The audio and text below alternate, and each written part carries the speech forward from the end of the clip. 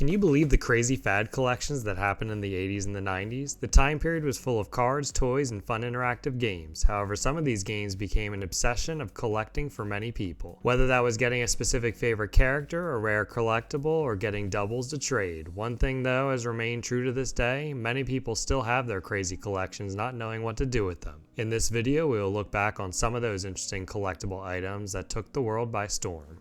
Can you believe the interesting history of Pogs the game and collections that really took off during the mid-1990s? The game of Pogs, aka Milk Caps, has been around since the early 1900s and is believed to originate from Maui, Hawaii. The game started to take off in the 1970s when the company Haleakala used the caps to promote their Pog fruit juice. This helped with the revival of the game in Hawaii. As time went on, the explosion in popularity would be credited to Blossom Galbizo, a teacher who introduced the game to students as a non-violent game to play in the schoolyard. Pogs exploded in popularity during the 1990s when the World Pog Federation and Canada Games Company reintroduced the game under the brand Pog. The fad and popularity expanded throughout the US, with Pogs being given away with anything and everything. You could see them being given away with Happy Meals at McDonald's, and even Disneyland had a Pog gaming night. There were Pogs of everything from Disney to Marvel to sports. Did you own any Pogs?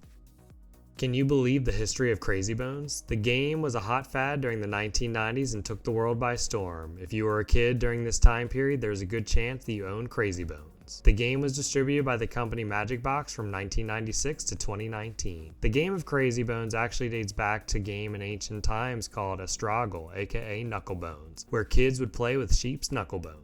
It was similar to that of marbles or jacks, as something kids could play with that was non-violent and non-physical activity. Crazy Bones were built out to be individual characters with unique names and faces. The game was marketed to kids in the US after Peter Gantner saw the popularity of the game in Spain. Crazy Bones would go on to have partnerships with everything from the Toronto Blue Jays to McDonald's to Captain Crunch. The company Toy Craze was also able to raise revenues and growth to around $17 million without spending a lot on marketing. But like all fads in the 90s, it would eventually die once the 2000s hit. Did you have this interesting collection growing up?